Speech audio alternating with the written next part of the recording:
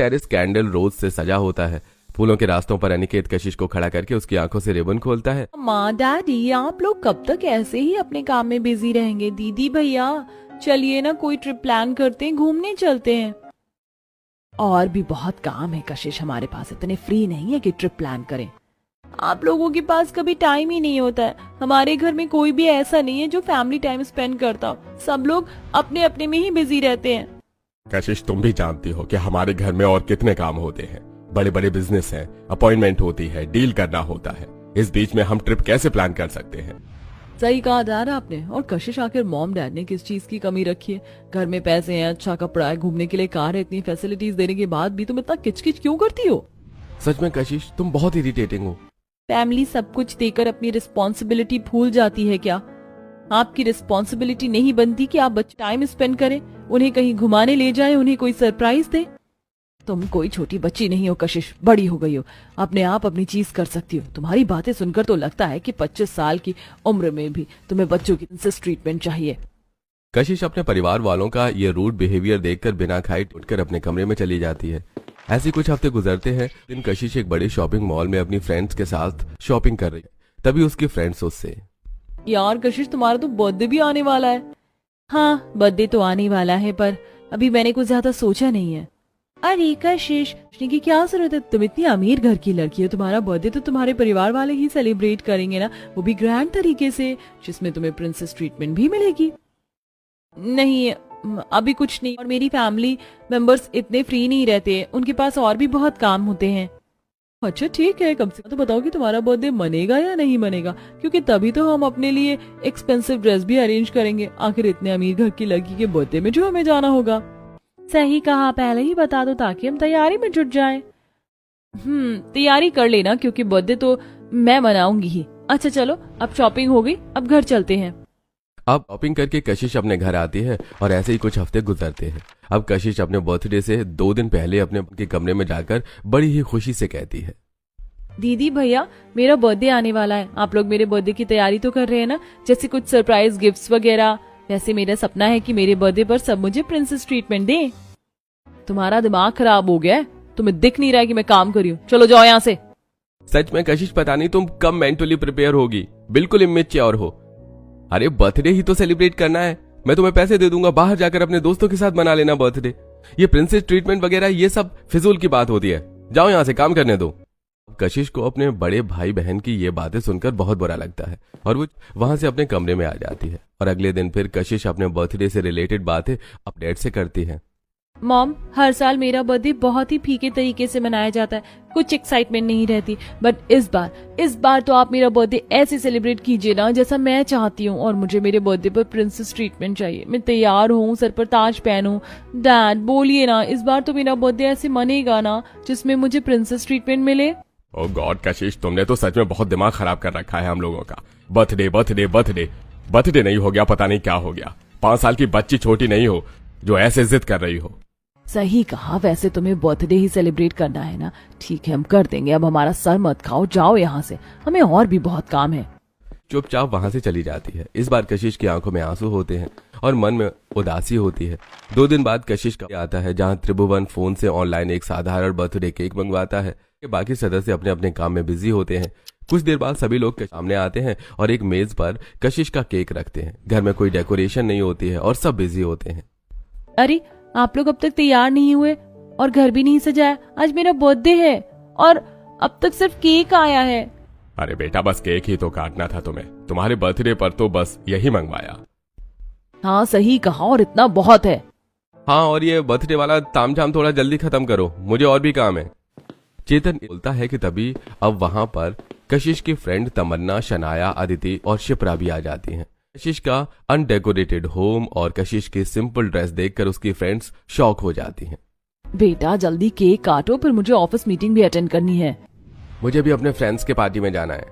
मुझे भी क्लब जाना है दोस्तों के साथ, थोड़ा जल्दी करो। अरे आप लोग एटलीस्ट 12 बजे तक तो रुकिए मेरे बर्थडे पर, अभी तो 12 बजने में भी 5 मिनट बाकी हैं। अब कशिश जल्दबाजी में ही केक काटती है और केक का फर्स्ट बाइट अपने मॉम डैड को खिलाने जाती है कि इतने में उसके मॉम डैड वहां से बिना केक खाए ही चले जाते हैं और दोनों भाई बहन भी फोन पर बात करते करते वहां से निकल जाते हैं। सब कुछ देखकर कशिश के फ्रेंड्स उसके ऊपर तेज तेज हंसने लगती हैं। आज कशिश तुम इतनी अमीर हो, मुझे तो लगा था तुम्हारा बर्थडे बहुत ही एक्सपेंसिव तरीके से मनाया जाएगा। तुम प्रिंसेस की तरह तैयार हुई होगी और तुम्हें प्रिंसेस ट्रीटमेंट भी मिल रही होगी। सच में अगर मुझे पहले पता होता कि तुम्हारा बर्थडे ऐसे मनेगा तो मैं इस बर्थडे पार्टी को अटेंड ही नहीं करती।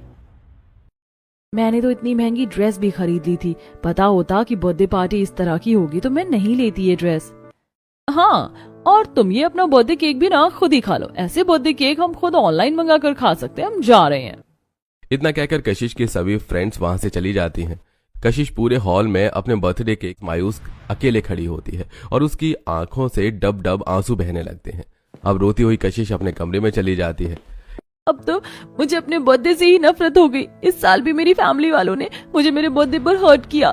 मैं कसम खाती हूँ मैं अपनी जिंदगी में मैं कभी अपना अब बर्थडे सेलिब्रेट नहीं करूंगी।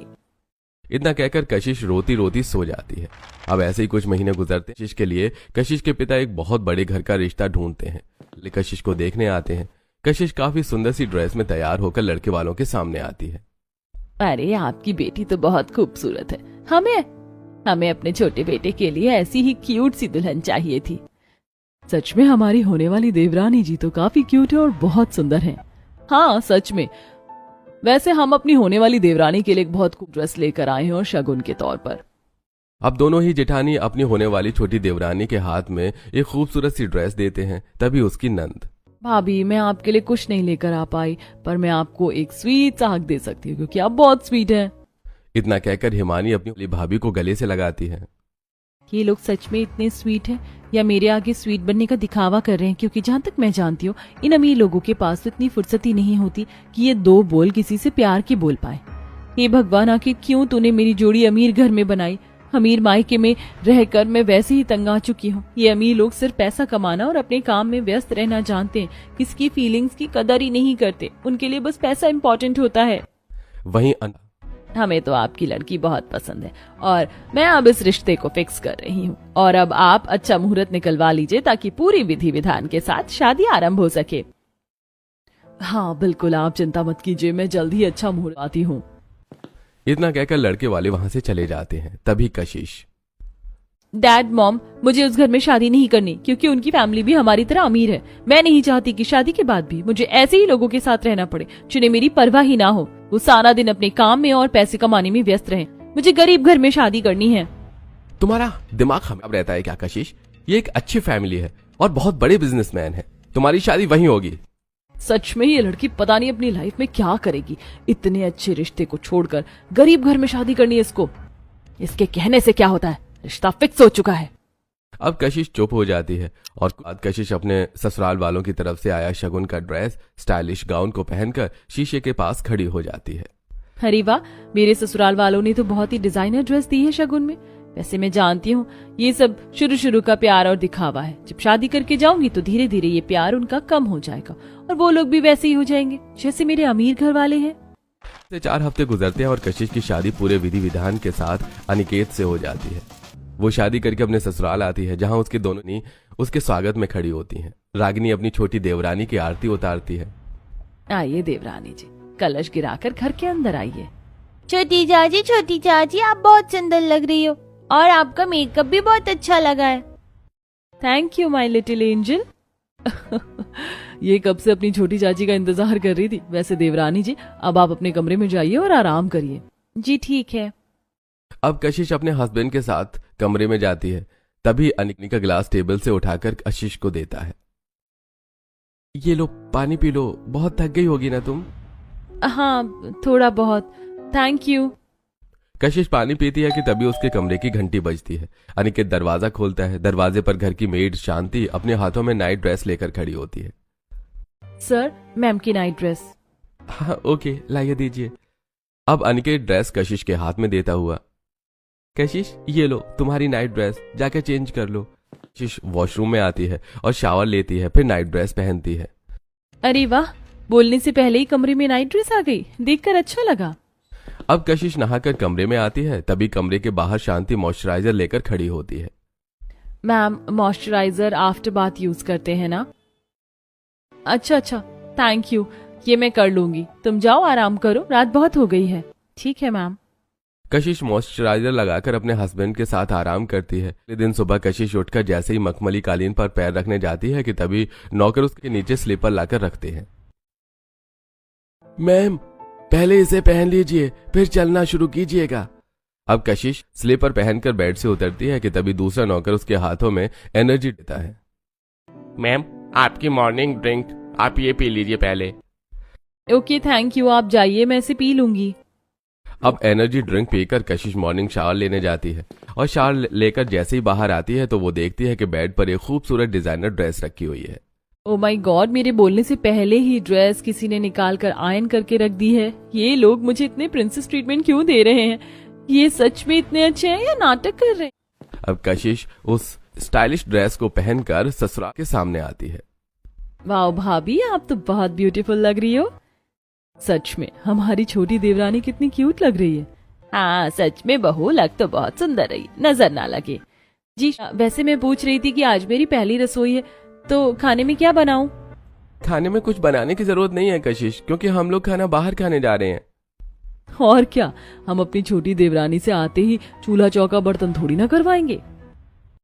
हाँ, हम तो अपनी छोटी देवरानी को बाहर रेस्टोरेंट में खाना खिलाने ले जाएंगे और उसी खाने को अपने हाथ से छू लेना हम समझ जाएंगे कि ये तुमने ही बनाया है। बहुत मजाकिया हैं ये दोनों। अच्छा चलो अब चलते हैं। ये बल्ले बल्ले, हम तो छोटी चाची के साथ बाहर खाना खाने जाएंगे। छोटी चाची, मैं आपके साथ बैठकर खाऊंगी। हाँ क्यों नहीं माय लिटिल एंजल, तुम्हारे बगैर तो मैं खा ही नहीं पाऊंगी। अब कशिश एक बड़े से रेस्टोरेंट में अपने पूरे ससुराल वालों के साथ खाना खाने आती है। काफी एक्सपेंसिव फूड अनिकेत ऑर्डर करता है। मेरे ससुराल वाले तो शायद बहुत अच्छे, मेरा कितना ख्याल रख रहे हैं और मेरे साथ समय भी बिता रहे हैं। और एक मेरे मायके वाले थे जिनके पास मेरे लिए तो समय ही नहीं था। क्या हुआ भाभी, कहाँ खो गई? खाइए ना खाना। अब कशिश अपने पूरे परिवार के साथ रेस्टोरेंट में एक्सपेंसिव फूड एंजॉय खाती है और फिर सभी लोग घर आ जाते हैं। अब इसी तरह कशिश का अपने ससुराल में 3 से 4 गुजरते हैं। ससुराल वाले कशिश की बहुत देखभाल करते हैं। कशिश वो घर की सबसे छोटी बहू होती है। वहीं दोनों जेठानियां भी अपनी छोटी देवरानी के साथ बैठकर टाइम स्पेंड करती हैं। के साथ कभी मार्केट, तो कभी किटी पार्टी, तो कभी शॉपिंग मॉल घूमने जाती हैं। ये सब देखकर कशिश बहुत खुश होती है। देखते ही देखते 3 महीने जाते हैं और एक दिन अचानक कशिश को उसकी सहेली तमन्ना का कॉल आता है। कशिश हॉल में अपनी सहेली से बात करती है। अरे ओ कशिश, शादी के बाद तो तू हमें भूल ही गई।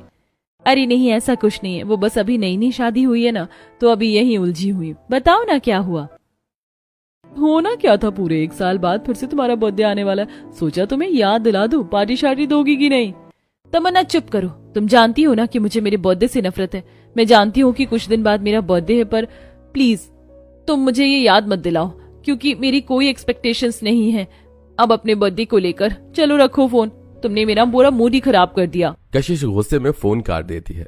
कमरे के बाहर रेलिंग पर खड़ा अनिकेत सारी बातें सुन लेता है। वहीं थोड़ी दूरी पर खड़ी दोनों जेठियां सारी बातें सुन लेती हैं। कशिश तो इतना कहकर वहां से चली जाती है, लेकिन सभी लोग फिर वहां इकट्ठे होते हैं। अरे देवर जी, आपकी वाइफ अपने बर्थडे से इतना ज्यादा क्यों इरिटेटेड है? बर्थडे पर तो लोग खुश होते, उसे अच्छी तरह से सेलिब्रेट करते। मुझे लगता है मेरी छोटी देवरानी किसी बात से अपसेट है। हमें उनका ये बर्थडे अच्छे तरीके से सेलिब्रेट करके उन्हें सरप्राइज देना चाहिए। क्यों ना हम उन्हें प्रिंसेस ट्रीटमेंट दे उनके बर्थडे पर। हाँ भाभी, आप सही कह रही हो, पर कशिश बहुत खुश होगी। अब अंदर ही अंदर ये बात घर के सभी सदस्यों को पता चल जाती है, सिवाय कशिश के। सभी लोग बर्थडे की तैयारी में जुट जाते हैं। अगले दिन दोनों ही जेठानी स्किन केयर करने वाली को बुलाती हैं। प्यारी देवरानी जी, आप अपना स्किन केयर करवा लीजिए। पर इसकी क्या जरूरत थी, हम बाहर पार्लर चले जाते। देवरानी जी, हम बाहर नहीं जाते, हमारा सारा काम घर पर ही हो जाता है। अपना स्किन केयर करवाती है। चलो दिशा, हमने अपनी छोटी देवरानी की स्किन केयर तो करवा दी, अब खूबसूरत सी ड्रेस भी लेकर आनी है। 2 दिन बाद इनका बर्थडे है, बहुत सारी तैयारी करनी है। तभी रागिनी के पास अनिकेत का फोन आता है। अनिकेत एक बहुत बड़े मॉल में होता है। भाभी, मैंने एक बहुत ही खूबसूरत सी ड्रेस कशिश के लिए पसंद कर ली है, मैं ये ले रहा हूँ। ठीक है, ले लीजिए। वहीं तरफ अनुराधा और उसकी बेटी हिमानी होम डेकोरेट आर्टिस्ट से बात करते हुए टेरेस पर। भैया 2 दिन बाद मेरी भाभी का बर्थडे है और मुझे अपना ये पूरा टेरेस डेकोरेट करवाना है, फूलों से, बलून से, कैंडल से, और फूलों का एक छत आपको रेडी करना है आर्टिफिशियल, जिसके नीचे मेरी भाभी खड़ी होकर अपना बर्थडे केक कट करेंगी। डोंट वरी मैम, सब कुछ हो जाएगा। ये सारी तैयारी हो जाती है और फिर बर्थडे से 1 दिन पहले कशिश रात को अपने में अरे अनिकेत जी कहाँ रह गए, मुझे सोना भी है, ऊपर से मेरे फ्रेंड्स ये क्यों मेरा बर्थडे स्टेटस लगा रहे हैं, मुझे तो गुस्सा आ रहा है। कशिश बोलती है कि तभी हाथों में खूबसूरत ड्रेस और ब्लैक रिबन लेकर अनिकेत कमरे के अंदर आता है। कशिश जरा ये ड्रेस पहन के आओ ना, और अपनी आंखों पर ये ब्लैक रिबन भी बांध लेना, मुझे कुछ दिखाना है तुम्हें। पर क्या अनिकेत? अरे सरप्राइज है बाबा। चेंज करके स्टाइलिश गाउन पहन कर आती है। उस गाउन में कशिश बिल्कुल परी की तरह लग रही थी। अब अपनी आंखों पर ब्लैक रिबन बांधकर कशिश अनिकेत के साथ सीढ़ियों के रास्तों से टेरेस पर आती है। टेरेस कैंडल रोज से सजा होता है। फूलों के रास्तों पर अनिकेत कशिश को खड़ा करके उसकी आंखों से रिबन खोलता है। तभी उसकी छोटी भांजी अपने हाथों में क्राउन लेकर आती है और अपनी चाची के सिर पर क्राउन पहनाकर कहती है, wish you very happy birthday छोटी चाची। चलिए इस फूलों के रास्ते पर चलकर अपने केक के पास आइए। अब कशिश फूलों के रास्तों पर से चलकर टेरेस पर बना एक आर्टिफिशियल फूलों के छत के नीचे खड़ी होती है, जहां टेबल पर 3 मंजिला केक रखा हुआ होता है और फायर चल रहा होता है। चारों तरफ बलून लगे होते हैं और सॉफ्ट बर्थडे म्यूजिक चल रहा होता है। आप लोग कैसे पता मेरा बर्थडे है? मैंने तो कुछ बताया ही नहीं था, और इतनी सारी अरेंजमेंट आप लोगों ने कब और कैसे की? आप लोगों ने तो बिल्कुल प्रिंसेस ट्रीटमेंट दिया है मुझे मेरे बर्थडे पर। कशिश उस दिन इत्तेफाक से मैंने और भाभी ने तुम्हारी सारी बातें सुन ली थी, जब तुम अपनी दोस्त से कह रही थी कि तुम्हें बर्थडे नहीं मनाना और तुम्हारा 2 दिन बाद आने वाला है। हाँ, और हमें लगा कि तुम अपने बर्थडे से बहुत अपसेट हो, तो क्यों ना तुम्हें बर्थडे पर एक प्रिंसेस ट्रीटमेंट सरप्राइज देना चाहिए। हाँ बहू रानी, चलो अब तुम केक कट करो अपने मासूम हाथों से। अब कशिश जैसे ही कैंडल ऑफ करके केक कट करती है, उसके सिर पर लगा एक बड़ा बलून फटता है और उसके सिर पर स्पार्कते हैं। सभी लोग क्लैपिंग बजाते हैं। Wish you very very happy birthday my dear wife. Happy birthday भाभी। Wish you very happy birthday my little देवरानी जी। तभी दिशा और रागी खड़े फोटोग्राफर से। अरे आप लोग खड़े क्यों हैं, फोटो शूट कीजिए। ऐसे नहीं, मैं एक रोमांटिक सॉन्ग बजाती हूँ, भैया और भाभी आप दोनों एक साथ डांस कीजिएगा। एक रोमांटिक सॉन्ग बजाया जाता है और अनिकेत अपनी वाइफ के साथ कमर में हाथ डालकर डांस करता है। ये सब कुछ देखकर कशिश खुद से, ओह गॉड, इतना अच्छा बर्थडे सेलिब्रेट तो मेरा आज तक कभी मेरे मायके में नहीं हुआ, और इस तरह से बर्थडे सेलिब्रेट करना तो मेरा ड्रीम था। मेरे ससुराल वालों ने तो मुझे मेरे बर्थडे पर एक प्रिंसेस की तरह ट्रीट किया है, जैसा मैं चाहती थी। ये लोग सच में बहुत अच्छे, मैं खामखा ही इन्हें गलत समझती थी।